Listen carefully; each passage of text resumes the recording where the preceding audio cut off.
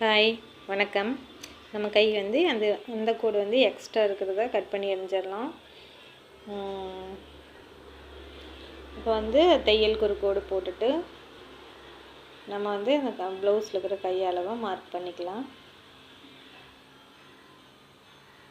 அந்த டேப்லேருந்து மேலே எவ்வளோ 6 இருக்குது, கீழே 6 வச்சு ஒரு கோடு போட்டுக்கலாம்.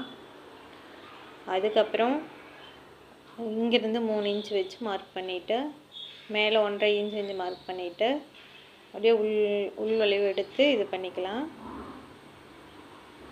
அது அந்த இடத்துல வந்து ரவுண்டாக தான் வரணும், எல் ஷேப்பில் வரக்கூடாது. எக்ஸ்ட்ரா இருக்கிறத கட் பண்ணி விட்டுட்டு கட் பண்ணிடலாம்.